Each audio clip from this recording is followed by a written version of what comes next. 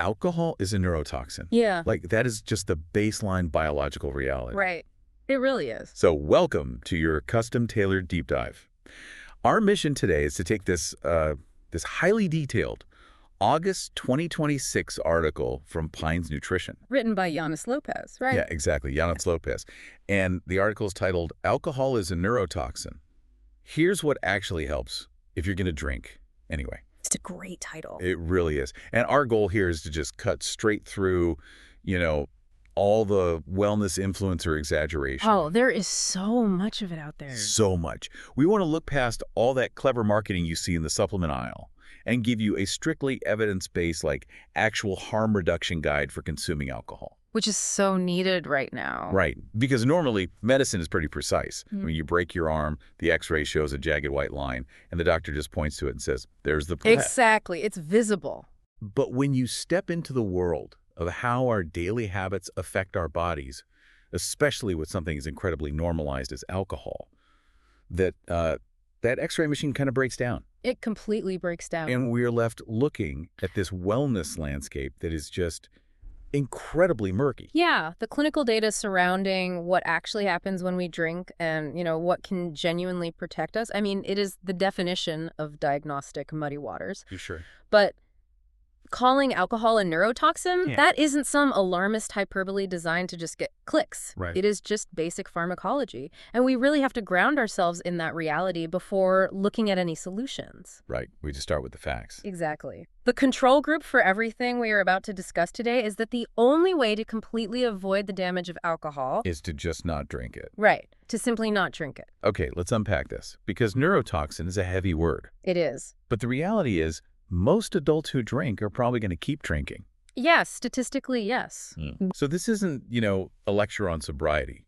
This is a fascinating exploration of what the actual scientific research supports for taking some of the edge off. Yeah. Like, how do we engage in practical, scientifically backed harm reduction? Well, to do that, we first have to understand the chemistry of toxicity. Okay. We have to look past the alcohol itself. Because the real danger isn't necessarily the liquid in your glass. Wait, really?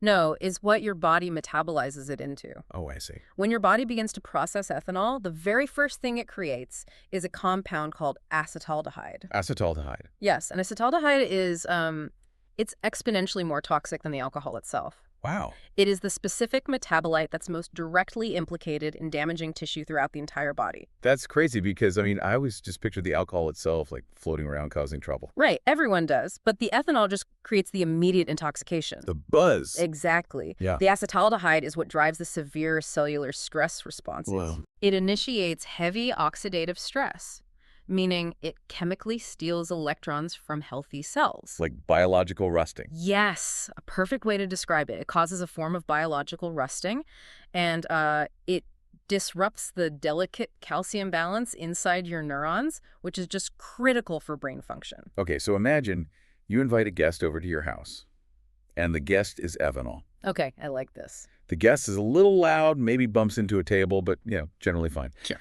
But then that guest brings a +1 to the party, and that +1 is acetaldehyde. Yes. Acetaldehyde is an absolute menace. It's the destructive after-party that completely trashes the house, smashing the drywall, ripping down the curtains. That analogy perfectly illustrates the scale of the mechanism, actually. Yeah. Yeah, the +1 is causing the structural damage, and if you subject the house to that after-party repeatedly over time... the house starts falling apart. Right. It contributes to long-term cognitive dysfunction and even an earlier onset of neurodegenerative disease risk. That is terrifying. It is. A comprehensive 2021 review in the journal Nutrients actually mapped this out beautifully. Oh, he did? Yeah, they aggregated decades of data showing that alcohol's neurological impact extends far, far beyond a temporary buzz. Doing real long-term work. Exactly. It actively alters neurotransmitter systems. Specifically, it throws glutamate and GABA completely out of balance. Wow. And it measurably reduces brain volume over time. It literally compromises long-term cognitive function. Okay, well, knowing the actual chemistry is empowering, I think, because it means we can look at the physiological mechanisms we might actually be able to influence. Right. Exactly. But the source material points out a hidden casualty of this destructive afterparty. A casualty that, almost never makes the kills brain cells headlines. You're talking about the gut microbiome. Yeah. This is perhaps the most under-discussed mechanism of alcohol-induced damage. Alcohol reliably and consistently disrupts the delicate ecosystem of bacteria living in your digestive tract. And, you do not need to have a severe alcohol use disorder to see this structural shift happen. The article references a very recent 2025 meta-analysis that, to me, felt like a massive light bulb moment. Oh, absolutely. They pooled 11 human studies and 19 animal studies.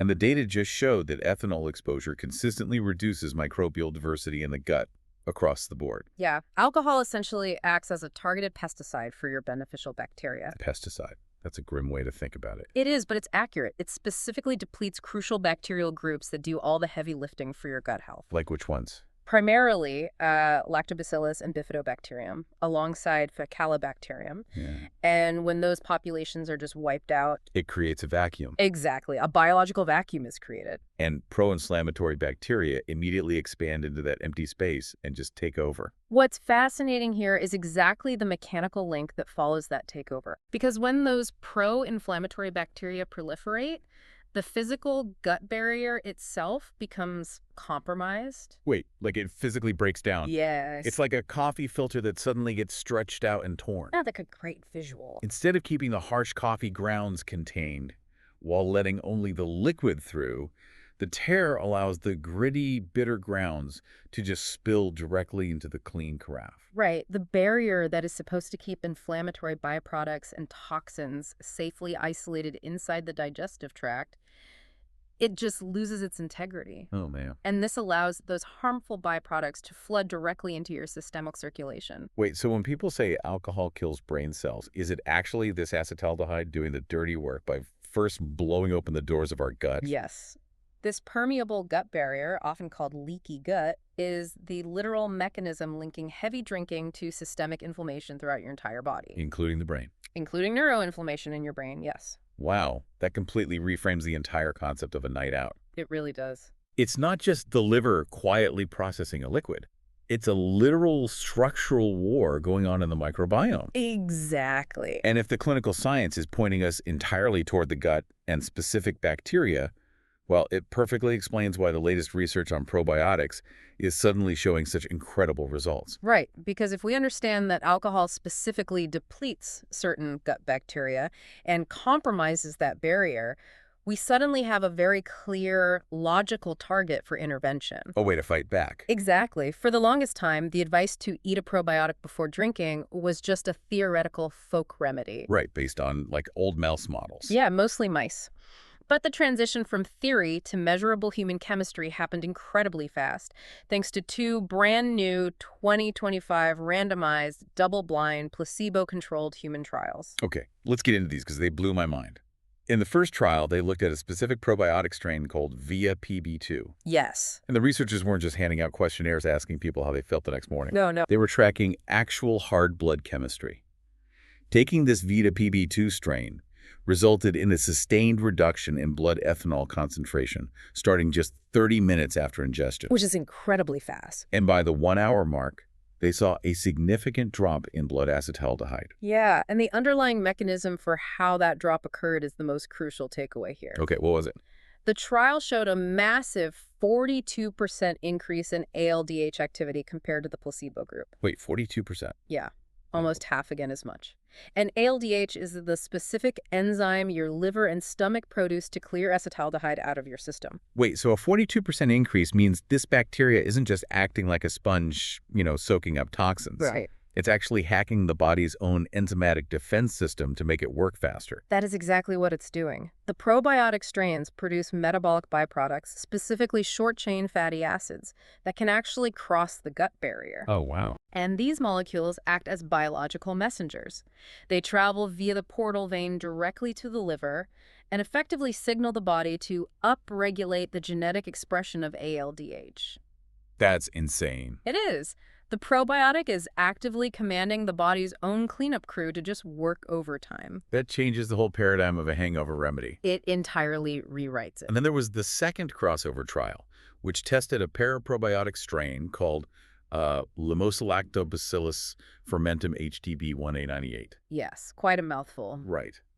But that trial found similarly profound results, Yeah. measurably lower serum alcohol and acetaldehyde levels, and significantly lower hangover symptom scores compared to the placebo. And the timing they used in both of these trials makes total mechanical sense. Right, because they didn't wait until the next morning when the house was already completely trashed. Exactly. They administered the probiotics before or concurrently with the first drink. Right, because you want the enzymatic defense system fully upregulated and the gut barrier reinforced before the wave of acetaldehyde floods the system. Okay, here's where it gets really interesting, but I have to push back a little bit on this. Oh, sure. Because as someone who, walks into a pharmacy and sees an entire wall of generic, unrefrigerated probiotic gummies. Oh, I know where you're going with this. Right. Does this mean any random gummy off the shelf is a magic shield against a night out? No, absolutely not. I'd have figured. You absolutely cannot assume that. These were specific, highly proprietary strains tested in very strictly controlled clinical settings. So it's not a free-for-all. No, it is very early research.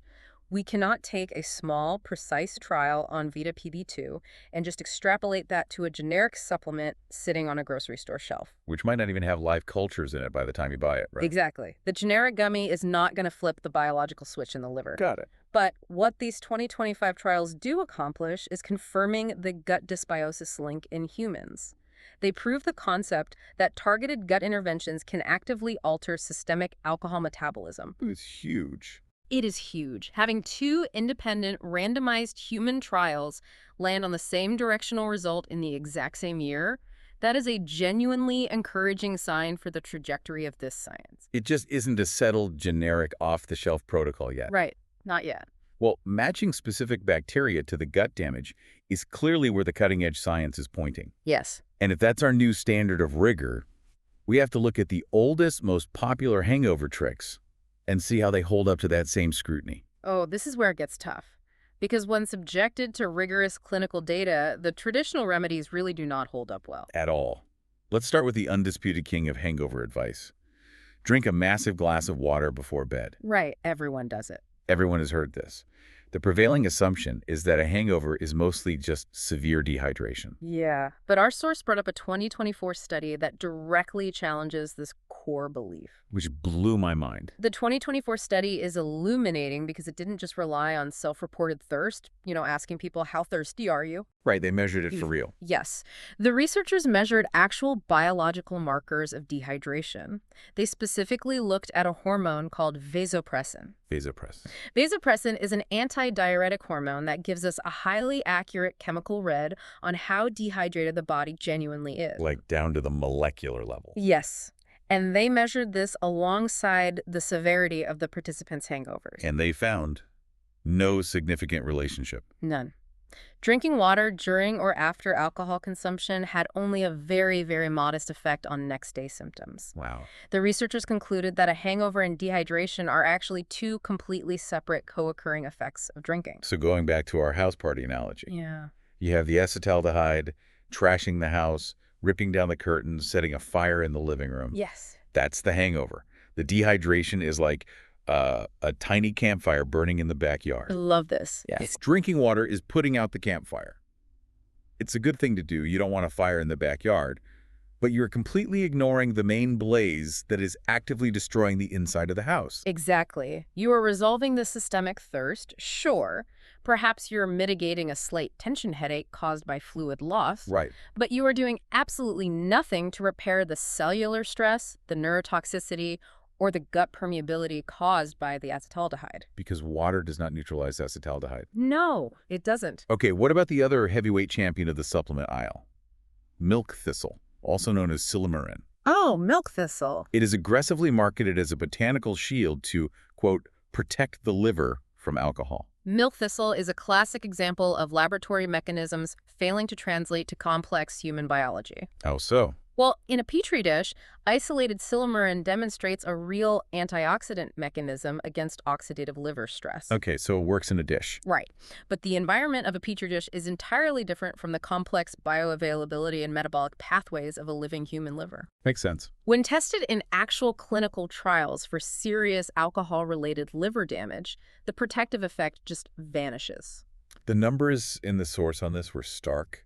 I mean, the largest, most rigorous human trial ever run on this randomized 200 people with alcohol-related liver cirrhosis. Yes. They gave them either a heavy dose of 450 milligrams a day of silymarin or a placebo, and they tracked them for several years. And what did they find? Well, the researchers were tracking direct survival rates. Right. Silymarin showed absolutely no effect on survival or the clinical course of the disease compared to the placebo. None. And a massive Cochrane systematic review then pooled all the available randomized trials on milk thistle for alcoholic liver disease and reached the exact same conclusion. Wow. They couldn't demonstrate any significant effect on mortality, and they explicitly questioned the quality of the evidence supporting it in the first place. But what does this all mean? Should we just, throw out our water glasses, cancel our supplement orders, and accept defeat? If we connect this to the bigger picture, I think it teaches us how to navigate wellness information with a bit more nuance. Right. Water still cures dehydration, and being dehydrated on top of having a hangover is miserable. Absolutely brutal. Exactly. And milk thistle's antioxidant properties might offer mild support for everyday oxidative stress. Okay, so they aren't useless. No, not useless. We simply must stop treating them as bulletproof vests against the serious neurotoxic and metabolic damage of acetaldehyde. Okay, so knowing what actually works, supporting the gut microbiome, and knowing what fails, relying entirely on water or milk thistle, how do we piece this together into a realistic harm reduction toolkit for a night out? We build it around the mechanisms we know are real, utilizing the tools that are accessible to us right now. And since those amazing 2025 clinical probiotic strains aren't sitting on every corner store shelf quite yet, the source points to something surprisingly simple. Greek yogurt. Greek yogurt. Yes, Greek yogurt, specifically the kind containing live active cultures, is a phenomenal food-based intervention. Yes. The fermentation process naturally cultivates some of the exact same bacterial genera, like lactobacillus and bifidobacterium. The ones that get wiped out. Exactly. The ones the meta-analysis showed are heavily depleted by alcohol. See, I love a good dietary hack because it's accessible, it's affordable. But I have to ask, is eating a bowl of Greek yogurt doing the exact same thing as taking a highly concentrated clinical trial strain that commands the liver to boost ALDH activity by 42%? This raises an important question about managing expectations versus clinical reality. Okay. Because no, it is not the exact same thing. Right. There is no dedicated clinical trial proving that a cup of Greek yogurt drops your blood acetaldehyde by a specific percentage. That makes sense. We cannot expect a grocery store food to be precisely dosed or to act with the targeted signaling power of a proprietary medical strain. So it's more about supporting the general environment of the gut rather than, a targeted chemical strike.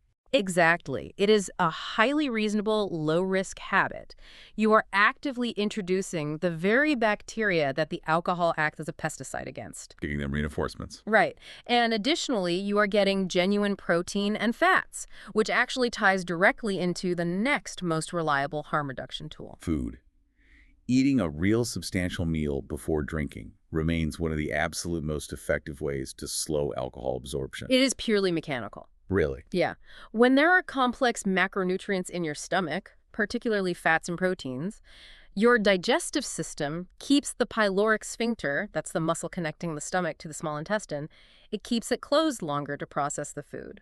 Oh, I see. This physically prevents the alcohol from dumping rapidly into the small intestine, which is where the vast majority of absorption into the bloodstream actually occurs. So it forces the body to process the alcohol and subsequently the acetaldehyde at a much slower, more manageable trickle. Yes. The cleanup crew isn't just overwhelmed all at once. And that ties right into the final and honestly the most powerful tool in the kit.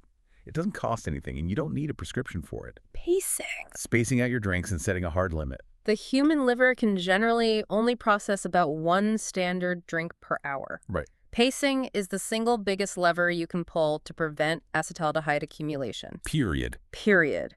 Ultimately, no supplement, no targeted probiotic, and no amount of Greek yogurt makes drinking inherently safe. They aren't magic. No. These are harm reduction tools designed to mitigate a toxic load. They are not a license to increase that toxic load. Well said. Well, We've covered a tremendous amount of ground today. we really have. We started by establishing that the primary danger of alcohol isn't the ethanol itself, but its highly toxic metabolic byproduct, acetaldehyde. The destructive afterparty that drives oxidative stress and cellular damage. Exactly. We also uncovered that this afterparty wreaks havoc on the gut microbiome, wiping out beneficial bacteria and tearing the gut barrier, which then drives systemic inflammation. But the thrilling news from 2025 is that targeted probiotic strains are showing massive, measurable promise in actually lowering blood acetaldehyde by signaling the liver to clear it faster. It's incredible science. It is. While at the same time, we have to acknowledge that old myths like drinking a gallon of water to prevent a hangover Right. or relying on milk thistle to shield your liver are vastly overhyped by marketing and unsupported by rigorous clinical trials. It really is a complete reframing of how to look at the physical toll of a night out, Yeah. prioritizing gut support, pacing, and real food over generic supplements. Well, as we wrap up this deep dive, there is one implication of all this gut-brain axis research that I find absolutely fascinating, and it's something entirely separate from the physical symptoms we usually associate with a hangover. Oh, where does your mind go? Well, we discussed how a permeable gut lining allows systemic inflammation to cross the blood-brain barrier, right? Mhm. And how alcohol disrupts neurotransmitters. Yes, the leaky gut mechanism. Right. So recently, there's been a massive surge in people talking about anxiety, that crushing, severe psychological anxiety the day after drinking. Oh, sure, it's very common. If the gut is where a massive portion of our regulating neurotransmitters like serotonin and GABA are produced or influenced, could anxiety actually be the psychological symptom of acute gut dysbiosis? Oh, wow. We always treat it like a moral failing or just regret from the night before. But what if that crushing anxiety is literally just the brain's inflammatory response to the gut barrier being torn open? That is a profound angle to consider. I mean, it implies that the emotional and psychological toll of drinking is intrinsically linked to the microbiome. Exactly. It strongly suggests that gut health isn't just a physical maintenance trend. It's fundamental to protecting your mental well-being if you choose to drink. It's definitely something to mull over the next time you're browsing the yogurt aisle or, navigating the murky waters of wellness marketing. Absolutely. Because remember, this isn't about demanding perfection. It's just about being informed. Stay curious, question the marketing, and take care of your microbiome. Thanks for joining us on this deep dive.